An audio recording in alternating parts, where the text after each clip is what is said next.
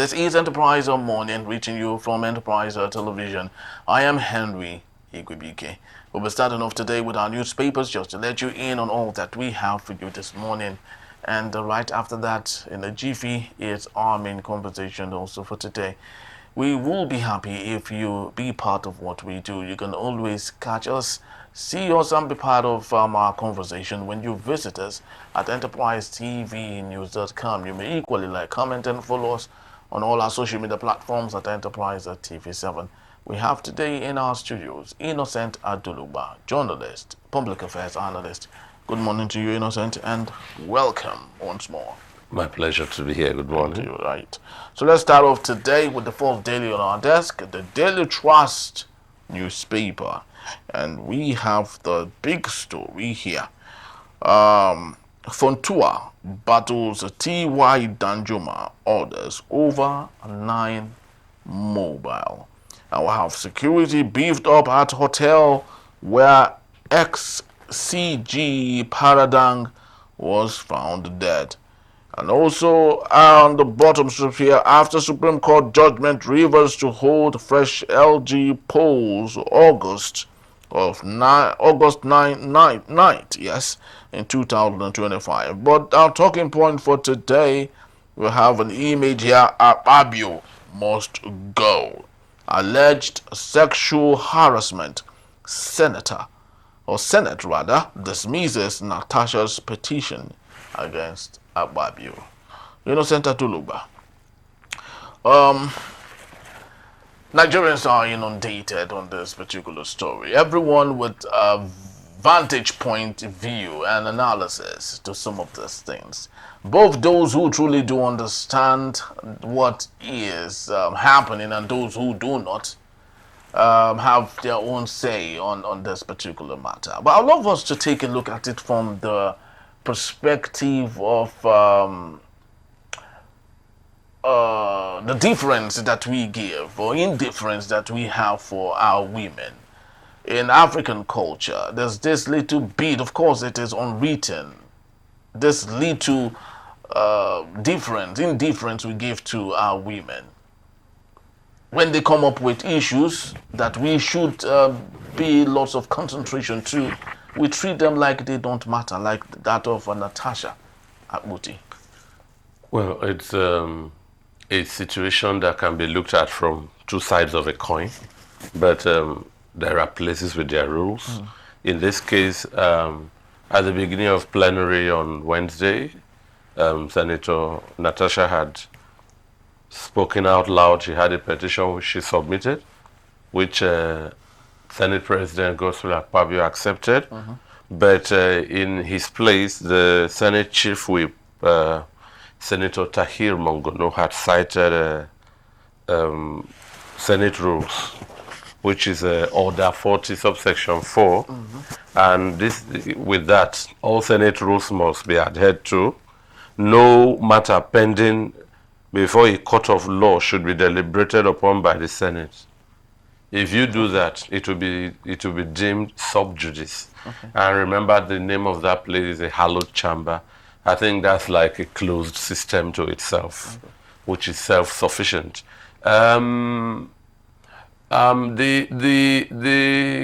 what do we call it now? The back and forth, the brouhaha, the hula baloo, any name you want to call it, between Senator Akpoti and the Senate President has taken over the media space for, if I would say, the better part of 1 week and counting more.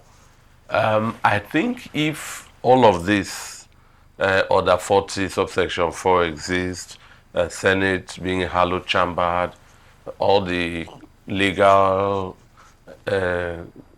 ponderous legalisms, you hear sub judice and coexist, perhaps somebody should school Senator Natasha Akpoti On what exactly? On some of the Senate rules. And then possibly, like I have said, perhaps, for the benefit of hindsight, that Senate chamber is under camera. if it behooves the Senate President going forward to find an extra shock absorber to handle things, you know, with decorum, and then maybe trash issues off camera. But Chief Whip Tahir Mongono, like I would tell you, is the right person to do this. The beginning, the offshoot of this crisis, consequent upon the defection of Senator Ned Nwoko, created a vacuum which warranted a change or shift in seat of Senator Natasha Akpoti Uduaghan. And on that day, it's on record, lots of the media have it, that the Chief Whip, Tahir Mongono, had approached Senator Natasha Akpoti Uduaghan to tell her, please, this is your new, if you want to speak from here, you will not be recognized. So that is where this all streams from. Perhaps if she heeded Tahir Mongono, we may not be where we are. Again, perhaps if the Senate President, recognizing that Senator Natasha Akpoti Uduaghan is a political juvenile in the National Assembly, and possibly treat her with kid gloves on camera, maybe we may be nowhere near where we are now. Yes, but I don't think yes, it's about treating issues from the female negligently. I don't think. Well, I don't think it's proper for us to shelve or maybe dilute the crux of the matter here, because when you talk about order in the Harlow chamber, like you rightly said, history is repetitive. In 2018, it equally went viral, just like this particular one. The man under reference, Godswill Akpabio, challenged Senator Saraki at that point too. Also on the matter of seat arrangement, he was told to sit in a particular place, and when he spoke from that place, he would not be recognized. The way Natasha equally opposed what he is fighting against was the same way he equally did. So it is not new. But can we get to the crux of the issue here on the sexual harassment that lots of people are running away from? We are living in a society, especially with our culture in Africa, where women are traditionally relegated to the background, not because they do not have the capacity to function as their male folks, but because they are women, and therefore they should remain at the background. Could you believe 109 senators, just 4 women, represented in that particular place? Now, let's speak to the issue of sexual harassment in this particular case. Godswill Akpabio, even if he has denied it, of course, he's not doing it with his open chest, to say the least. But is it possible that there's something in Natasha's voice that people do not? Then we will have more. So the issue of genderization of candidates is a party matter that has not been given adequate hearing. It's about interests. It's about who a political party believes has a higher selling political currency. So if, for instance, you are in Anambra or you are in Benue or Kogi, and you say, oh, we need more women, and anybody could see, let's look at presidentially speaking, Asiwaju Bola Ahmed Tinubu was the flag bearer of the APC. Say what you like, he was the biggest threat at the time, politically speaking. And then he was necessarily not the biggest threat. Rather, he within the APC. Yes, he mustered more than enough gusto that had a little bit of unwritten. Anyway, I said say what you like. We can't say. That's why I said say what you like. Already it is established. Asiwaju Bola Ahmed Tinubu is a man many people hate to love, and some people love to hate. So say what you like, but within the party, he was the biggest available currency. So, in quote, President Buhari is departing as an APC person. President Tinubu succeeding was campaigning on the ticket of, you say, oh, Nigeria needs a female. Now, in Labour Party, you ignore somebody like Peter Obi, who in many quarters, his chances in the last election is still debatable, you know, as winner or loser.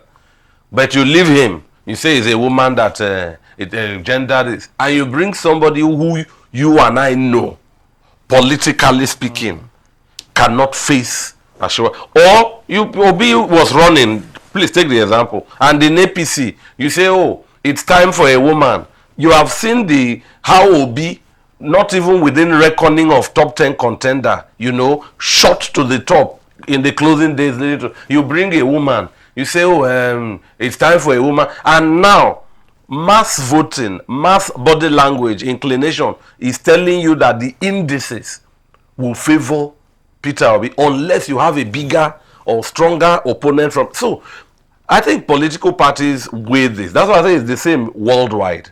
It behooves the party now. There are 109 Senate seats and then 300 in the House of Rep. Yeah. How many of that does a party deliberately, intentionally allocate to a woman? Especially, and then depending on what zone. Now, just I'm coming. Yeah. In Nigeria, for instance, how many female deputy governors have you seen in Katsina, in Kano, in Yobe, in Gombe, or wherever? But now, for gender equality, at some point, it became more like a mantra that if you have a governor who is a man, that the woman should follow up, and we saw it like gender equality. That's where I'm going. Yes, because the deputies are not elected. Yes, it is the incumbent that are elected. So, and I'm saying, despite this, you know, you can see in Lagos, it's been a trend. There was Bokno Akerele, there was Idiat Adebule, and others, you know. Some other states around here. But despite that convention, because that's convention, it's an unwritten rule, so to speak. And I'm asking, where nobody would elect a deputy, have you seen Katsina giving you a female deputy governor? Is there a record for Jigawa? Well, that is equally debatable because it is religiously. No, I'm coming now. So I'm coming. Let me land because you said people ignore. Yeah. No, they don't ignore. It's what a political party find fitting at the time. At the time, and then it's a party issue. I don't think it's subject to analysis. The party are desperate to win an election. Yeah. Do you think that sexual harassment is an issue? Is an issue with politics and governance and official duties in Nigeria? I would say sexual harassment, yes. Okay. Is an issue universally. No, I'm coming. Wherever you have a male or female interest clashing, and Nigeria is part of the universe. So don't let's chunk out Nigeria as an iconic exception from Pluto. You know. Now, the authenticity of the allegation of the sexual harassment is now what is left to question. Okay. But there is sexual harassment present anywhere and everywhere. But the way the committee is going about it, do you think it is not biased? Like I told you, the Senate is a hallowed chamber. On ethics. They have rules. The Senator Chief Whip Tahir Mongono had cited Section 40, subsection 4. So within the ambit of their rules, I won't say they've handled it badly. You don't think they've handled it badly? No, unless perhaps the rules need amendments. It's just like Nigeria, you hear 1999 Constitution as amended. So possibly the amendments still need amendment. So we should focus on the rules and not the crime. That is what you are alleging here. you cannot mention the crime rule for yet. us should be the rule for us should be the most important thing rather than what is being done or what has been alleged to be done. That's better, because when you say crime, it is already established that there was a guilt. In this case, his distinguished Senator Godswill Akpabio, the Senate President, remains permanently innocent until proven guilty by a court of competent jurisdiction. In this case, it won't happen because senatorial issues from the hallowed chamber would be sub judice if they go beyond their doors into a court. All right.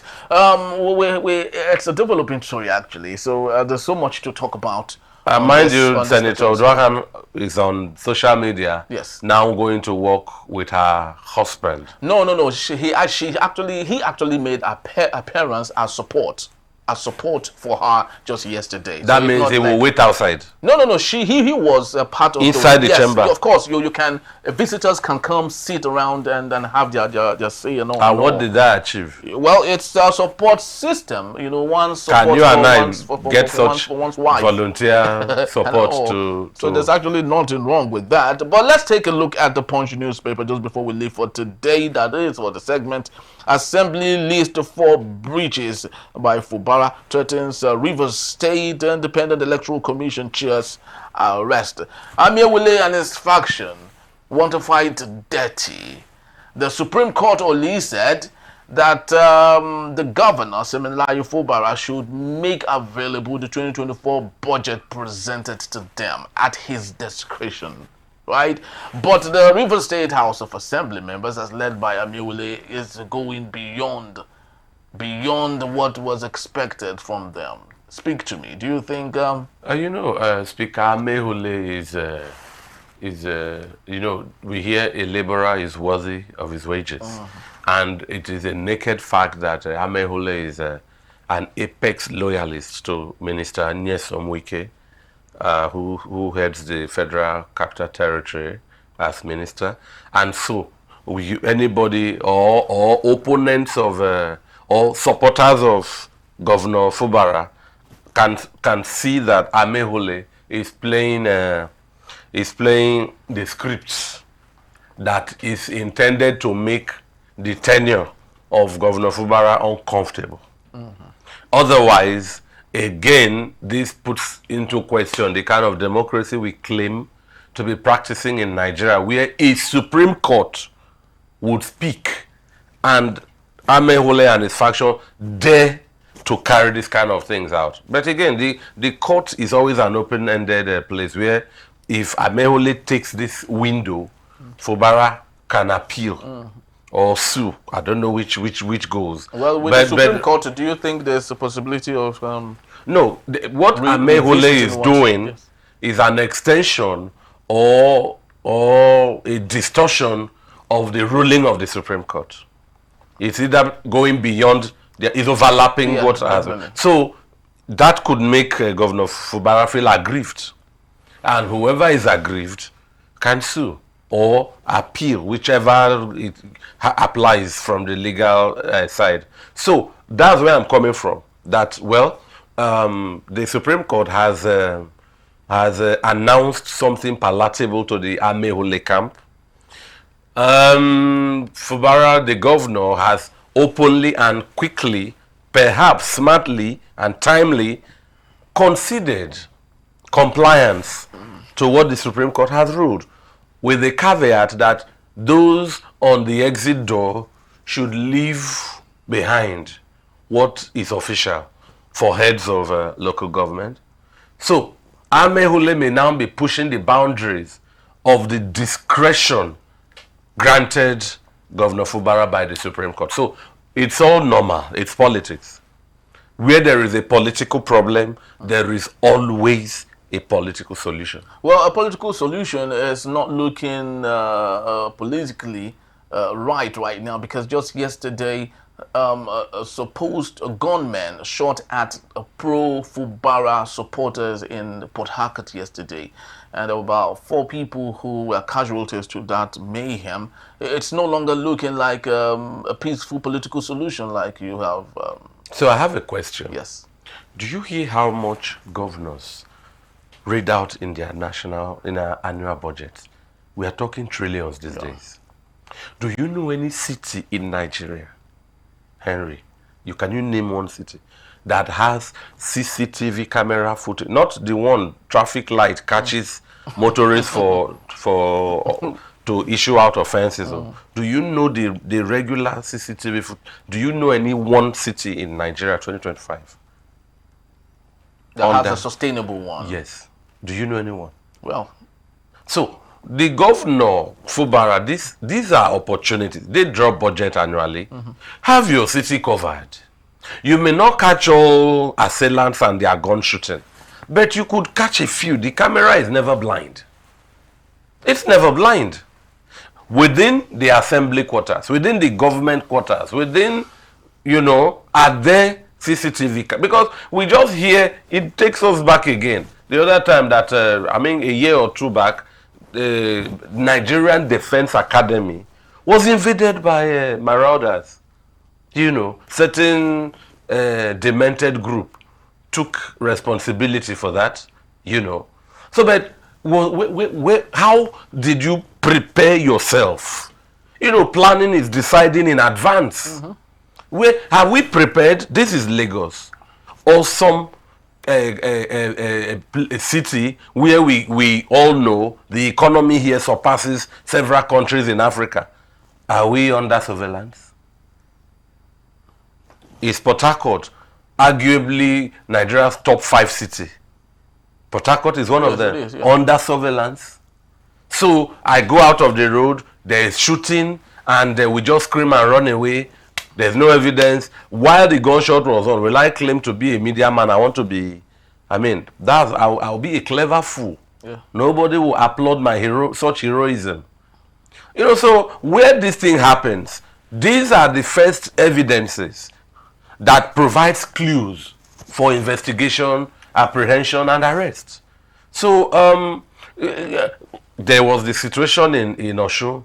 The report says the shooters are loyalists to the immediate past governor Oyetola. But these are still allegations, and the dead cannot testify. It is the dead man who shot him. Actually, what happened? Yeah. Can the dead testify? The book 1 Week, 1 Trouble. The notorious round character Wilson Tagbo asked, "Can the dead offend?" So it's a roundabout we go with Achike Odenwa, former Imo governor, with good President Goodluck Jonathan, former president, telling you that we run a win at all cost politics in Nigeria. These are what they are talking about, and I doubt if we have seen the last. Well, it's actually quite unfortunate because we say some of these things like they're very normal, but here we are in 2025 when big cities around the world are thinking of innovations, are thinking of going to the space, exploring out of space, ensuring that there's food security in their nations, wrapping up lots of things and ensuring that people that make up either sub-sovereign states or the nation state have reasons to be happy that they are citizens of their country. Rather than Nigeria say so and make that possible. We talk about Supreme Court and no Supreme Court and sexual harassment and all that. Well, we just have to say that because it's before us, but it's really not a good one. Yes, I must say that. Thank you so very much, Innocent Antoduka. Always a pleasure to be here. I'll let you know Innocent will be here to take us on our main conversation when we return. NAFDAC vows tougher actions against the producers of adulterated beverages. That in a bit is still Enterprise Morning. Please don't go anywhere.